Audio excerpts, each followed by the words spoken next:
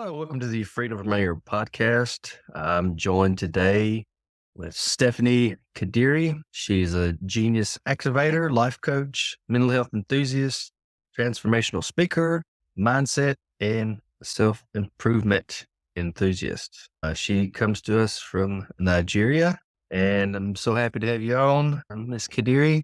How are you doing today? Thank you. I'm fantastic. Hi, Clemmons. Got that right? I got it right. Yes, you got it right. You got it right. So, Genius Activator. That's an interesting term. Where does that come from? So there's a bit of a story to that. Thank you, by the way, for having me on your podcast. Sometime during the lockdown, so I've always been enthusiastic about chasing the human identity and understanding who we are, how we have become, and how we progressively become. So in the course of the lockdown, I was taking my behavioral therapy practitioner course at the time. And then I was just reading more into identity, human identity and social identity, just different identities. And I stumbled on a quote by Albert Einstein that says, everyone is a genius. But if you judge a fish by its ability to climb a tree, you just spend the rest of his life believing that it is stupid. And in that instant, it was like a eureka moment for me. And I just shut down my laptop. Because in the wee hours of the morning, I typically study best very early hours of the morning, say that 1 a.m., 2 a.m. And the thought that crossed through my mind in that instant was, how many times have I been stupid because I have spent time judging my through someone else's lens? How many times have I been a fish wishing I was a bird? How many times have I been a bird wishing I was a cat? And in that instant, I realized that truly we really all have reflections of our respective geniuses, but we may not know. And I just did a quick run through all that I have, how I have engaged and the people around me. And I told myself, I'm going to spend the rest of my life being the genius that I was created to be and helping as many people as well. Not just identify their genius, but progressively engage from their place of genius, impact their world with their genius, and then leave a legacy with that genius. So I give myself genius. Yeah, you're entirely right. It's that whole positive, negative self-talk. We are our own worst enemies when it comes to our self-esteem. And you're right. We often look at our lives through other people's lenses, and we compare ourselves to other people and what is success, what is happiness. And we're looking at every other person and thing out there rather than except ourselves. So you are a psychotherapist? Yes. How long have you been in that field? I'm in the 7th year. So you have your own practice? Yeah, I have my own business and I have people that work with me. So I have my own practice. Yeah. And you also do conferences and speeches? Yes, I do.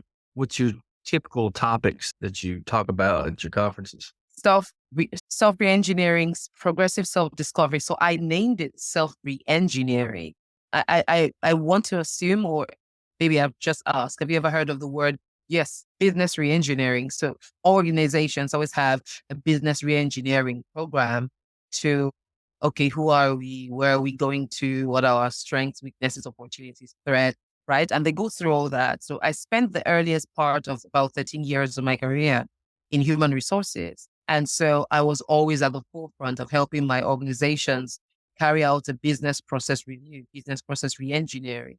But what hit me at the point where I was also going through that phase of self-discovery and identifying my genius was a question that if organizations, institutions spend so much time and money year in, year out to carry out an organization-wide review, to redefine themselves, where they're going to, what they need to do to get there, carry out a SWOT analysis. And when they're done with that, they need the people, their resources to help them carry out that plan.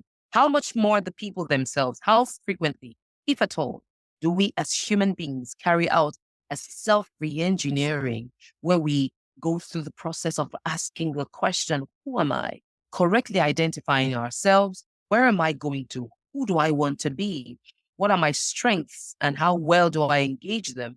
Because recognizing that the strengths that I engage appropriately or improve appropriately position me for doors of opportunity in the future. And then the weaknesses that I don't identify and consciously begin to tame could position as threats to me in the future. And worse off, probably there's some limelight light of my career or my life. So how frequently do we go through that process? So one of the things I've done over the last few years was to develop a model, which I call the self-reengineering model. I teach a lot about it. I talk a lot about it, about the importance of not just sitting and saying, this is who I am. Oh, that's who I am. No, I say that's not who you are.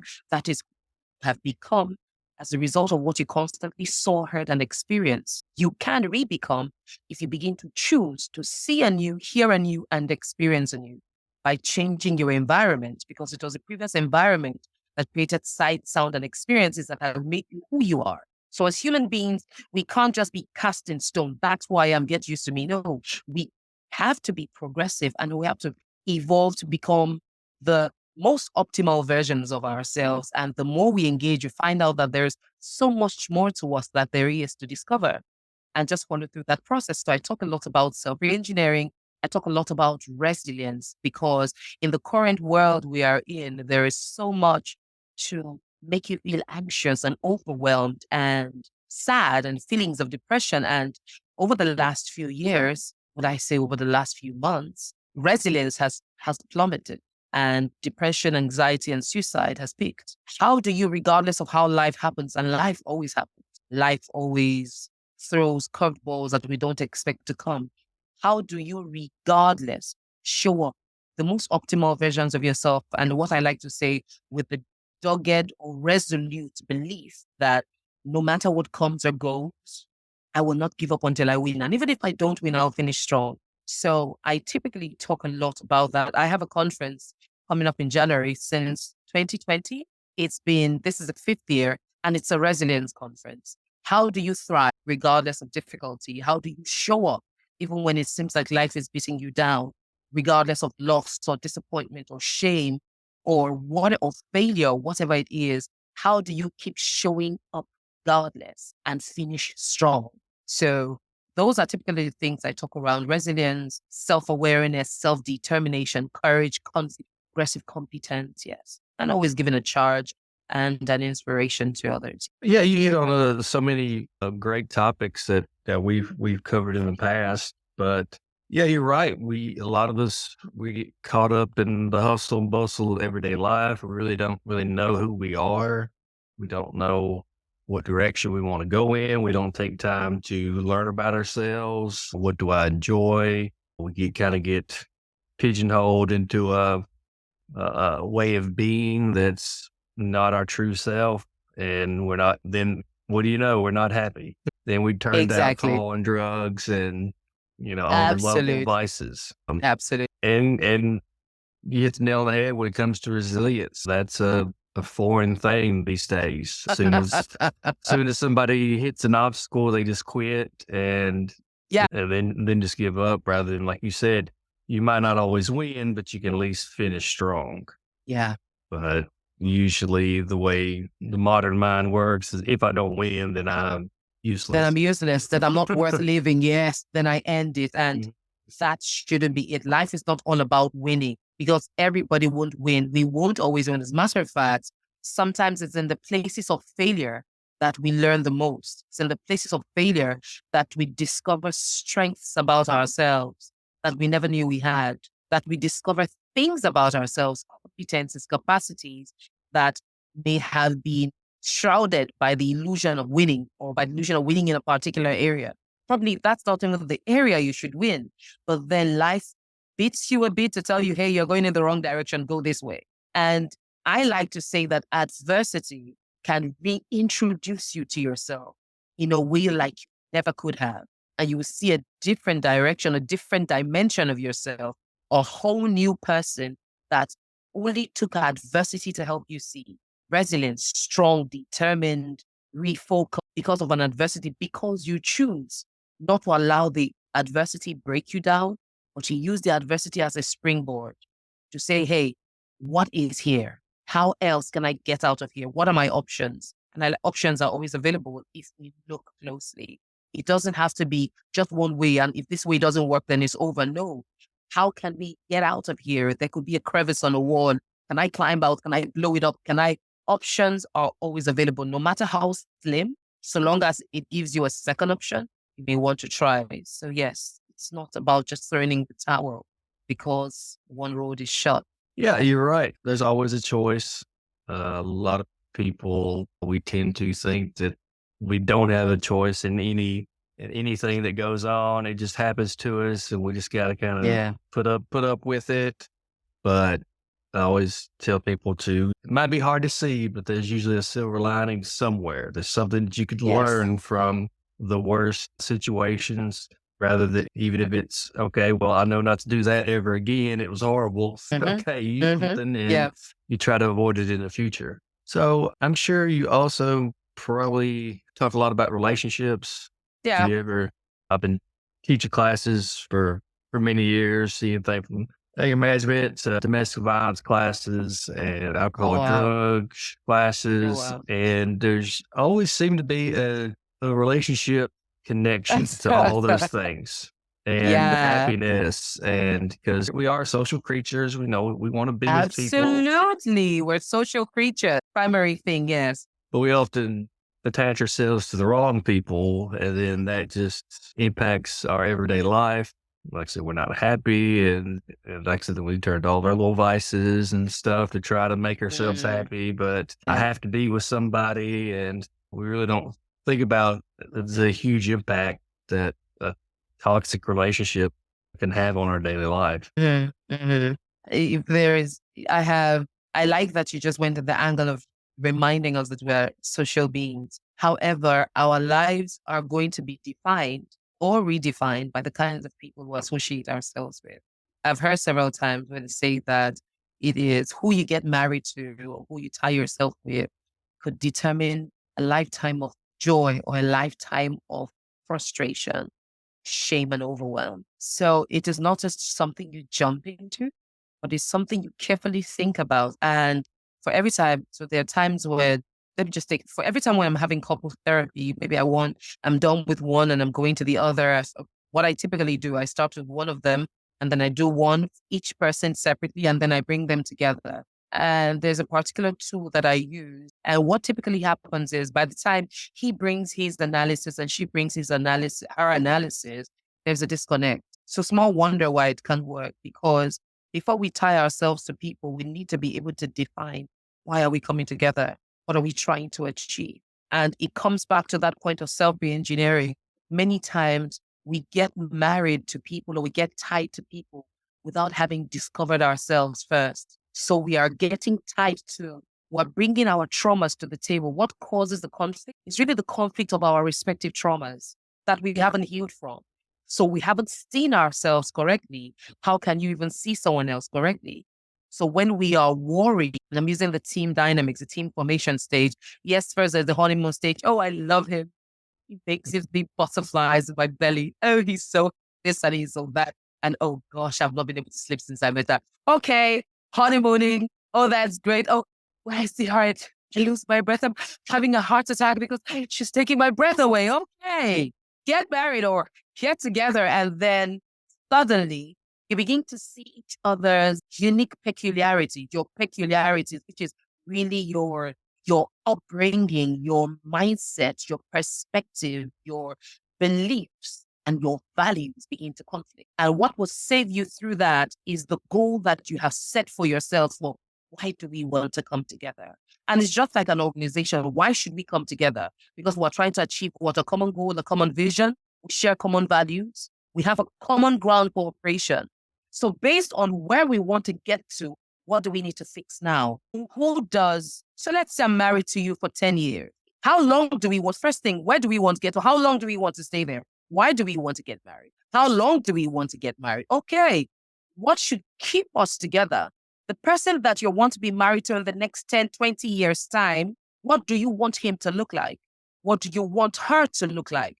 What kind of environment do we want to create together? What's going to be the ethics, the values that's going to guide this union? Because that's the team. Many times when we talk about, particularly in the place of work, talk about teamwork makes the dream work. We always put it within the confines of 9 to 5, working in an organization. We don't realize that a team is actually two or more people coming to a together to achieve common purpose, not to achieve sex, not to achieve even having children, because that is now bringing another set of human beings into this world that are going to be made or marred by the environment that you create. So in all the conflicting of irreconcilable differences, what's really worrying many times is our unconscious traumas, either traumas we haven't forgiven ourselves from or traumas that we don't even recognize we are carrying, and we're pouring it on the other person. And then there's this back and forth. And because we do not have a unique belief of who do we want to be, where do we want to get to, what values are going to guide us, what is acceptable behavior in this union, and how do we find common ground? It's possible that I can't meet all your expectations and you can't meet mine. However, we can find common ground, and that's the place of operation, I beg your pardon, compromise and collaboration. Where we can't meet that, things will progressively fall apart. And yeah, that's really been my experience with dealing with relationships and getting them to come to the point of, okay, I'm going to let down my ego.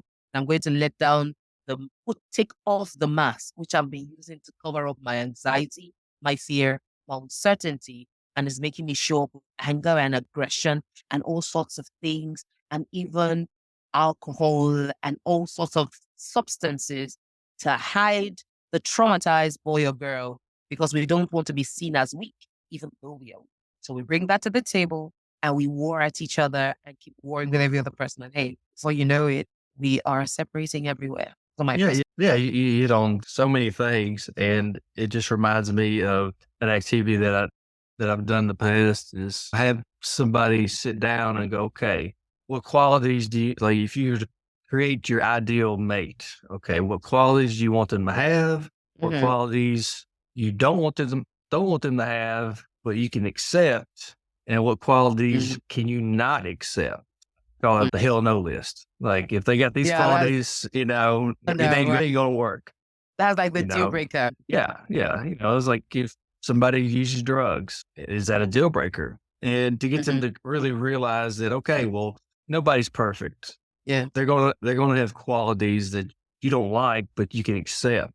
And then if you can't accept, the whole package, then it's probably not gonna work, because you allow those things to get under your skin. Yeah. And we're horrible at communication, especially with our partners. Like you said, we don't talk about the future. We don't talk about, hey, where's this going?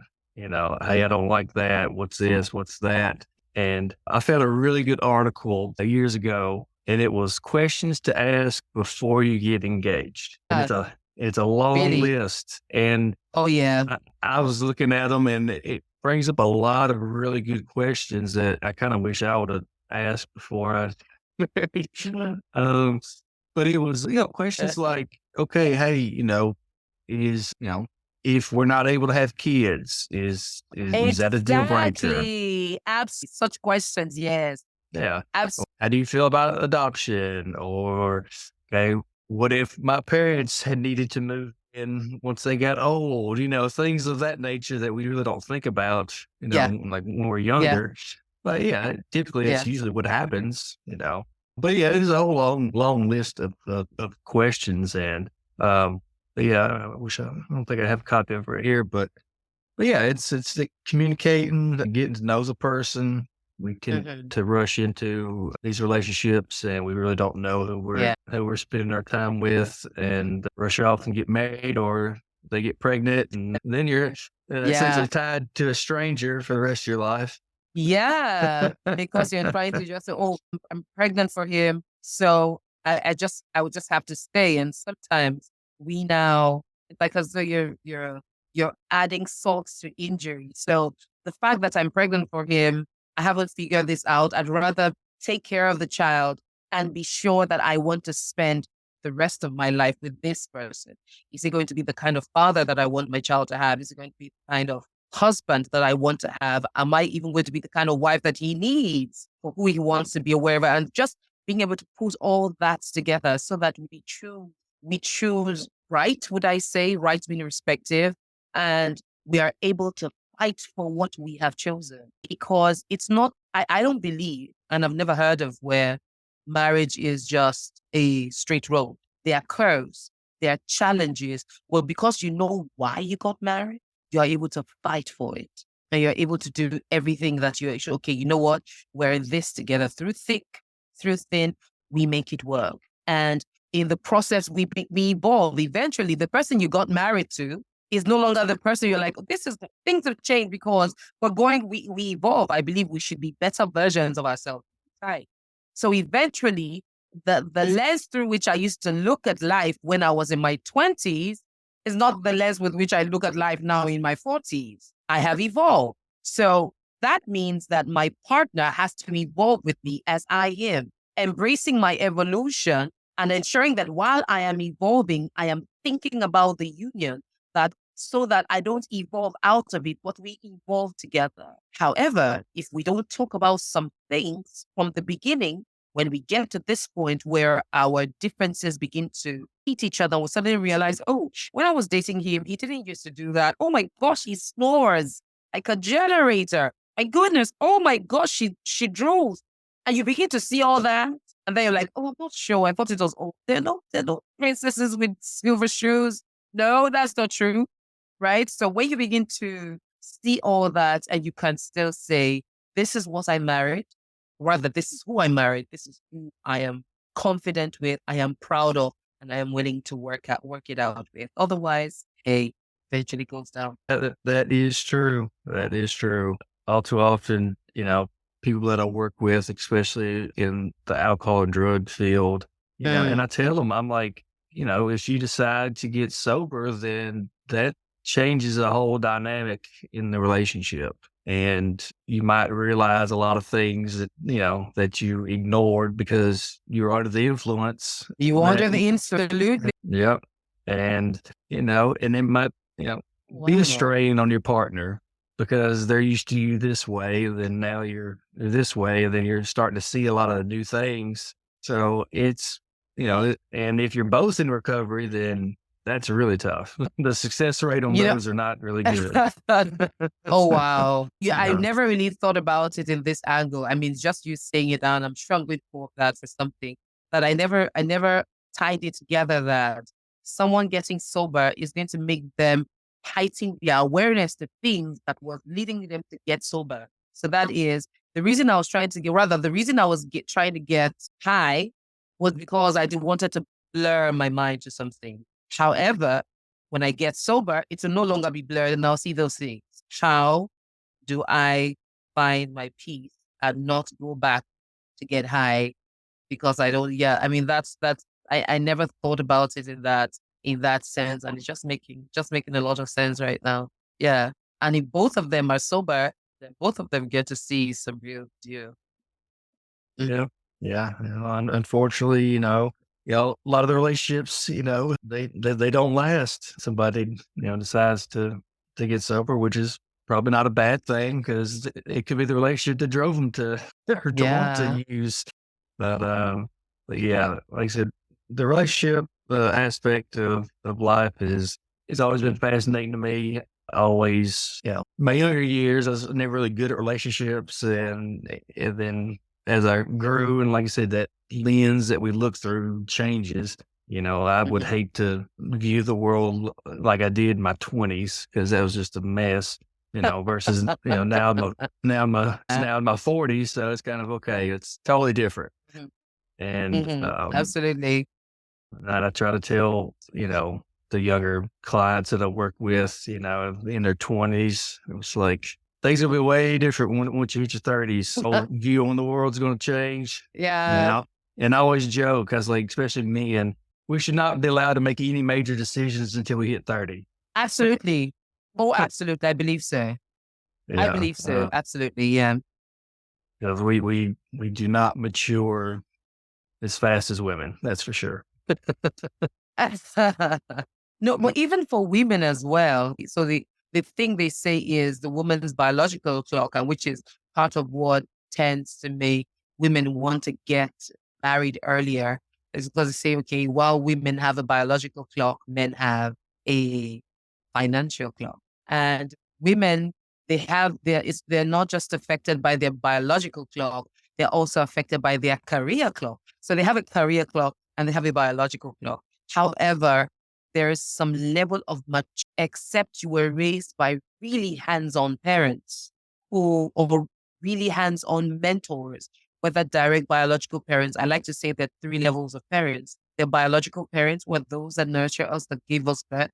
There are institutional parents, who are the teachers that raise, that teach.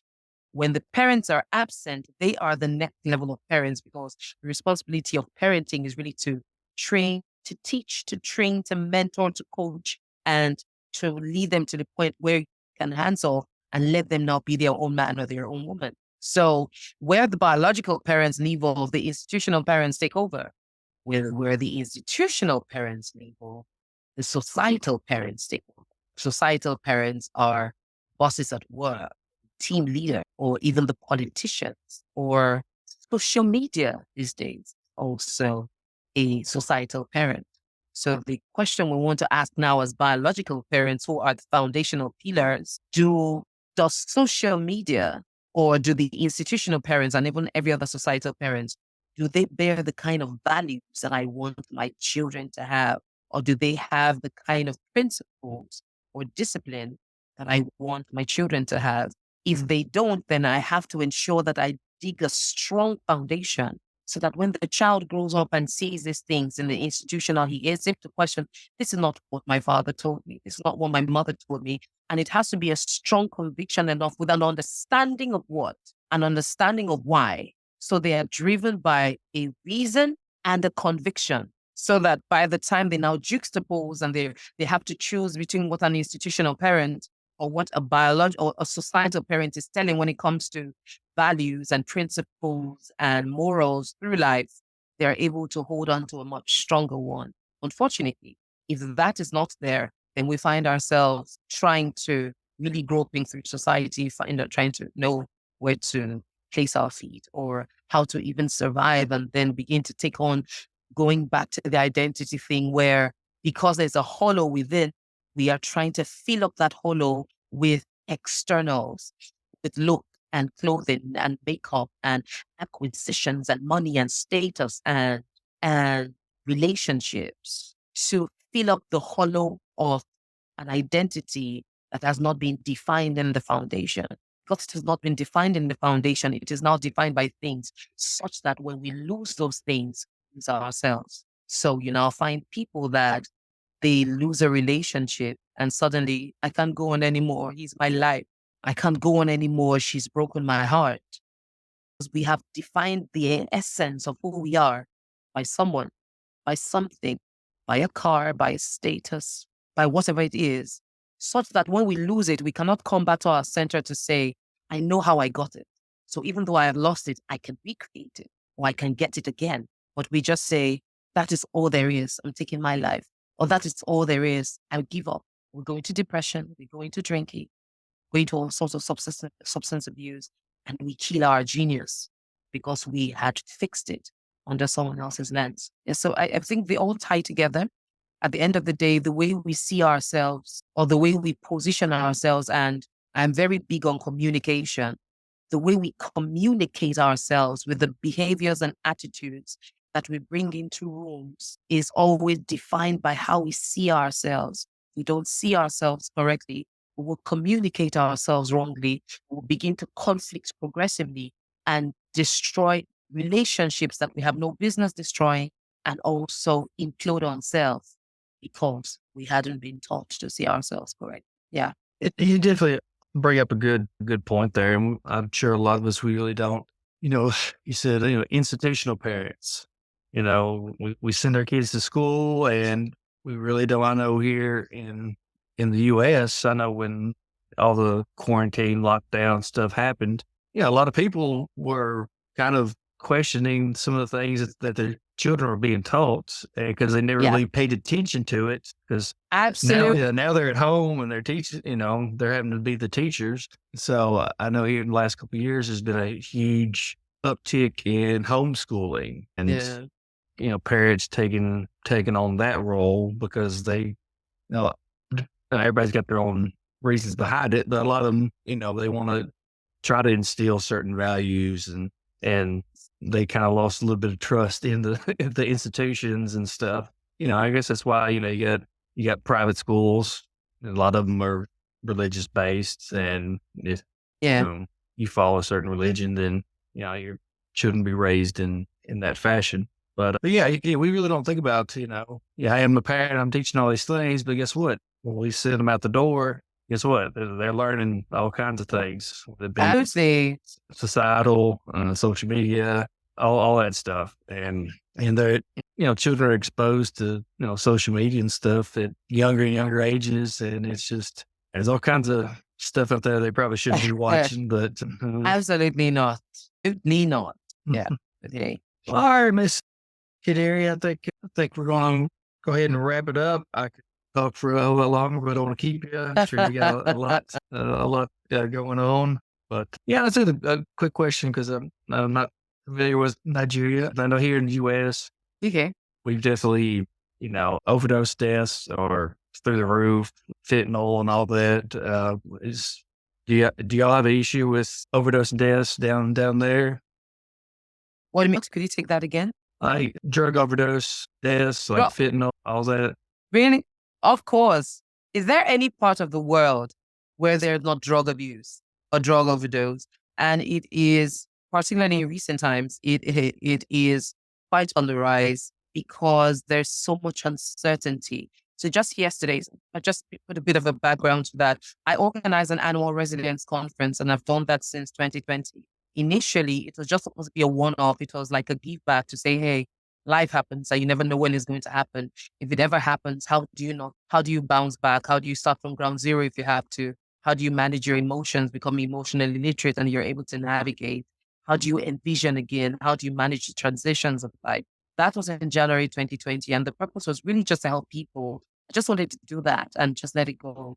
And then January 18th, 2020, by March, the entire world was in lockdown. And then anxiety spiked and uncertainty spiked. And that was really the year where my coaching career plummeted because people needed answers. And then I made up my mind that year that UR3, so it's called UR3, which means unveil, review, redefine, relaunch. When life happens to you, don't allow a situation define you. Rather, let the situation help you evaluate what's happened. So review, unveil yourself in the situation, come bare, come vulnerable. What has happened here? Review yourself. How did I get here? What role did I play? What role could I have played? Redefine yourself. Where do I want to get to? Who do I want to become? When I've redefined that, then relaunch from there. No matter, even if you're going to start from ground zero, but start with a new determination that I will never give up until I win. And even if I don't win, I'll finish strong. So every year, and it comes up at the beginning of each year, January, to say, hey, it's a new year. Yes, we'll have New Year resolutions. We don't know what's going to happen this year. Nevertheless, no matter what happens in the course of the year, hold yourself together. Stand firm. Fight back. I don't, when life throws you lemons, make lemonades. Well, I need to know how to make lemonades first. I need to have sugar and I need to have water. And I need to have the skill to make it. So what if I don't have any of these three? When life throws me lemonades, I have the option to dodge it. Or I have the option to catch it and throw it back. That's another option. Then I also have the option of if I know how to make a lemonade, get lemonade. Or allow it hit me completely. Or I just going to regret, oh, why me? So there are options that are available. So, and that is what this conference is about. The one for next year, January also, already working towards that. I'm particularly, there's someone I've called to come speak, one of the speakers. What I typically do, I get subject matter experts just in different fields who have had to be resilient through life. Either resilient on a job, resilience in a marriage, resilience through life happening. For example, I have a speaker who had, as a result of her lung transplant, she became a double amputee. Rather, she lost her both legs in the course of a lung transplant, yet she didn't allow that define her. She's presently a grief and trauma transformational coach and helps other people overcome grief. And also has a foundation where she gives prosthetic limbs to people who've lost their limbs. Now she turned an adversity to empower other people. She didn't allow it to define her. And that's what UR3 is about. How do you turn your pain to power? How do you draw out the power in your pain and use it to impact someone else and find purpose in it so that it's, at the end of the day, you can look back and say, oh, I wouldn't have chosen that path, but it brought out a side of me that I am proud of. And that's what it's about. And one of the speakers is going to talk about drug abuse. She is a substance abuse survivor turned substance abuse coach. How do you not turn to substance abuse in the heat of your trauma, in the heat of overwhelm, in the heat of anxiety? What are the more suitable options to turn towards, or progressive options? And just speaking to her, the statistics of drug abuse in Nigeria, do you want me to know? No, it's spiking because there's a lot of anxiety, there's a lot of uncertainty. Recently, just yesterday, Procter & Gamble, P&G, we got the news that they are closing up their office in Nigeria and moving back to the US. That means 5,000 people are about to lose their jobs in a job market where there's already about 30% unemployment. Wow. And then you're adding that to it.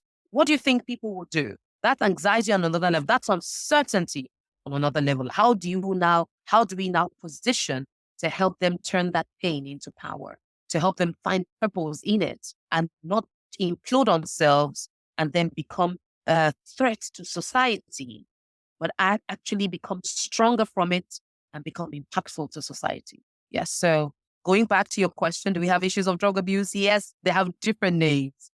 And even in local dialects that probably you never heard of, and the different funny names. Also, there's Igbo, there are different names. I don't know. They're just different names. And she's the expert. She knows them. But yes, it is prevalent. It is a cause for concern, a huge cause for concern. Yet, hey, we don't give up on it. We keep enlightening and instructing and informing or empowering in the best way that we can, trusting that it will fall on ears. And even if it falls on the ear, it fall on listening ears. And even if they don't listen now, it will be a seed that will grow eventually to help them find themselves back and navigate to their center. Yeah, it's definitely, when you, especially here in America and everywhere, it just seems such a massive undertaking because it's just everywhere, and you'd be hard pressed to find somebody that has been impacted from drug overdoses. And I've personally lost friends to the stuff, and 9 times out of 10, when I talk to a client, they've either known somebody that's overdosed or they overdosed themselves. Oh, wow. And it's just, it's definitely a challenge everywhere. But all right, yeah, I don't want to take up any more of your time. Thank you so much for being on. A lot of great information. So if somebody needed to reach out to you, how would they get a hold of you? On all social media platforms, it is I am Stephred. And my website is stephred.com. Stephred is just like my name, STEPHREDD. Stephred.com, or I am Stephred on all my social media platforms, Instagram, Facebook, Twitter, YouTube. I am Stephred. All right. Well, I'll be sure to put that in the description of the episode, so they can connect with you and learn from you. Yeah, like I said, it was just great having you on, and thank you so much. Thank you. The pleasure. Thank you for having me. Oh, no problem. All right. That was our interview with Ms. Kadiri. Hopefully you took away some good information to help you out. Please check out all of her stuff. Steph's Red with 2 Ds on Instagram and her website. Please check out all of our social media, Instagram, Twitter, or X, YouTube. YouTube, Instagram is both Freedom from Anger LLC. Twitter is anger_LLC. If you have any ideas of topics or guests that you would like to have us interview, please let us know. I know holidays are coming up. I've got a good episode coming out next week.